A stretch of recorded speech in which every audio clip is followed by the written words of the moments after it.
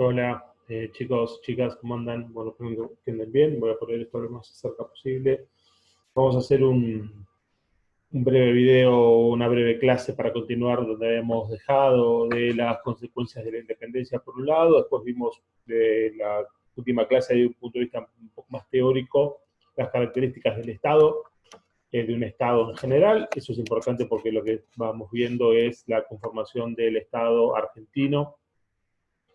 Habíamos hablado de las consecuencias de la independencia, ¿se acuerdan? La fragmentación del circuito comercial, el cambio de metrópoli, política España por metrópoli económica que va a ser Inglaterra, y el cambio de actividad económica de la clase dominante argentina, que va a pasar de ser urbana española a ser sobre todo ligada a los intereses ingleses y actividad económica centrada sobre todo en las actividades agropecuarias. A partir de 1820, la principal actividad económica de la Argentina, y hasta el día de hoy, por lejos, es la actividad del campo. Habíamos hablado de la independencia, de sus características, bueno, de esas consecuencias, y quería mostrarles simplemente a modo más que nada ilustrativo, porque para leerlo bien llevaría algún tiempo y alguna práctica, pero para mostrar algunos documentos de la época, eh, a ver si así lo pueden ver. No sé si esto yo lo puedo ampliar. Esto es, lo que ven es la primera versión manuscrita del himno nacional argentino, que en este momento tiene el título de Marcha Patriótica. Bueno, ¿no? Ven acá, pueden ver la letra, o de Inmortales, Sagrado. Bueno, ese es el original manuscrito de Vicentes y Planes. Y quería mostrarles, bueno, hay las actas originales de la independencia. Fíjense qué interesante que esto es el original, pero impreso, ¿no? No a mano. Una de las primeras cosas que deciden ese día 9 de julio de 1816 en Tucumán es dar a conocer, ¿no? En prensa los principios de la independencia. Fíjense qué importante que sería en ese momento la población autóctona en lo que ahora es el territorio argentino, que las actas de la independencia se imprimen en la columna izquierda en castellano y en la columna derecha en las lenguas aborígenes, tanto quechua como aymara, ¿no?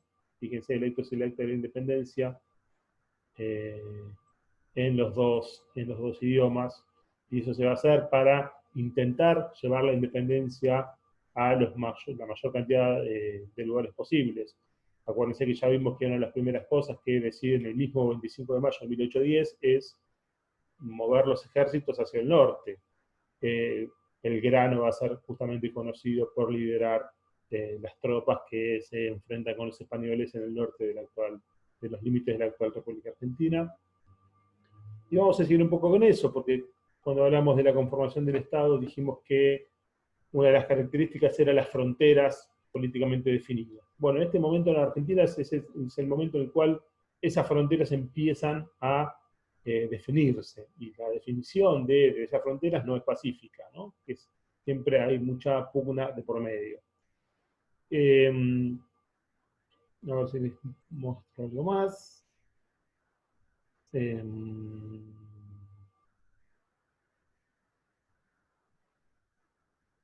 Bueno, a ver, algo de San Martín. Esto es el permiso que pide San Martín, 1812. Pide permiso, como, ¿no?, al ejército para contraer matrimonio. No sé si llegan a entender algo de la letra. Bueno, ¿no? Pide licencia para contraer matrimonio con María de Remedios Escalada, quien luego va, no muchos años después de eso, va a fallecer, murió a los 20 y algo. Pero bueno, San Martín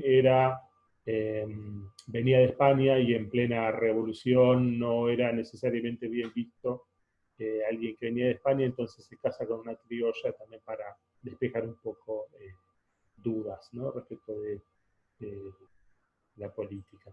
Vamos a continuar un poquito. Esperen que todavía esto no sé muy bien cómo manejarlo. ¿Dónde estoy yo? Lo cerramos. Bueno, decíamos que... esperen un segundito, porque me hice un matete con las cosas. Dejar de compartir pantalla. Bueno, o en todo caso compartimos algo. Ahora compartimos algo más. Decíamos que en esa conformación del Estado argentino, que era muy dispar, había distintos intereses y distintos proyectos. Uno de los proyectos que va a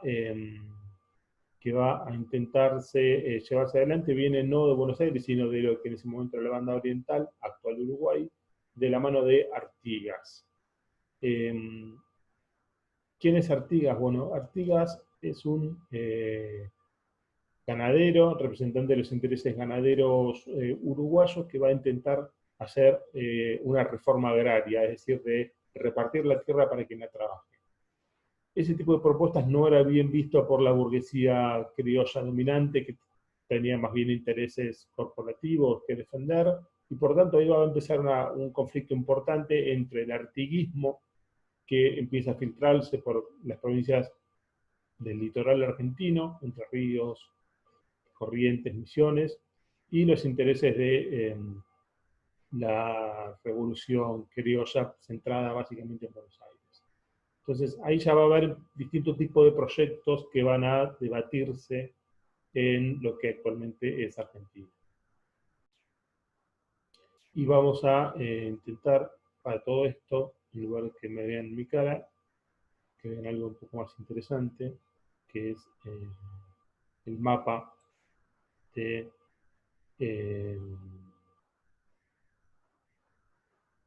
el virreinato, acá está, del Río de la Plata. Fíjense, ¿se acuerdan cuando en los videos anteriores, en las clases anteriores, les decía que lo que en ese momento era Buenos Aires es algo absolutamente distinto de lo que es hoy, ¿verdad? Piensen que las fronteras, como decíamos, están delimitándose.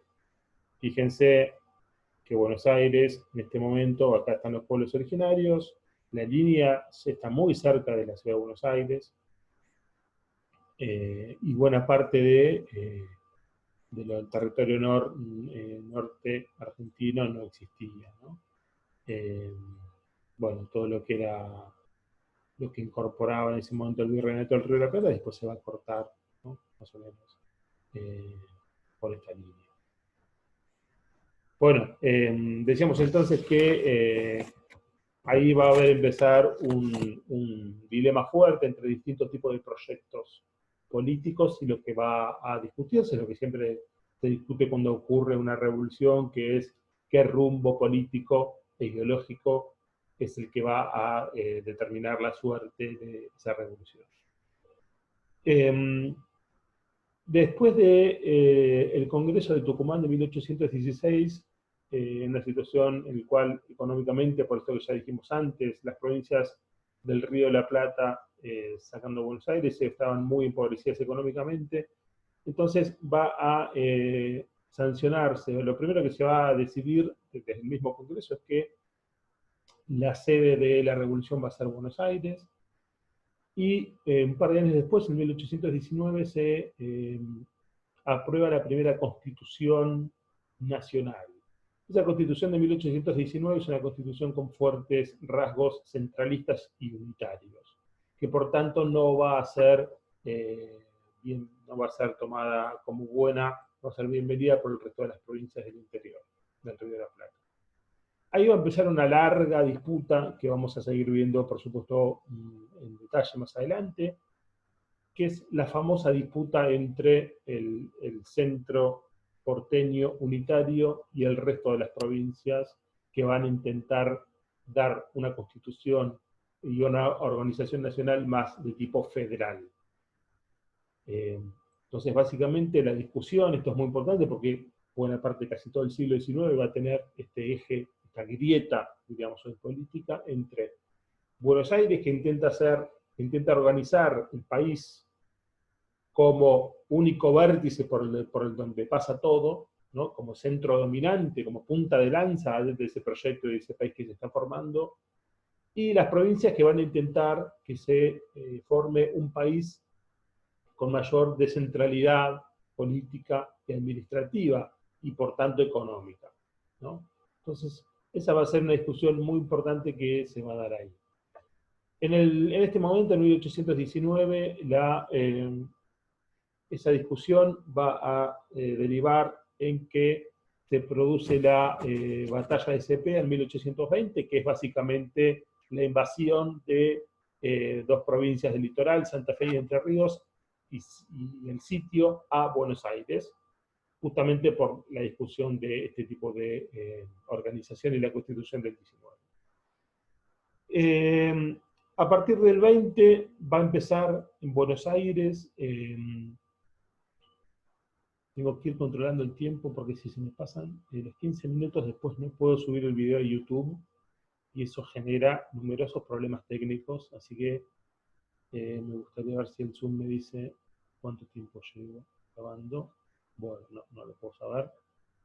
Eh, Vamos a dejar compartir pantalla y a ver si me puedo fijar.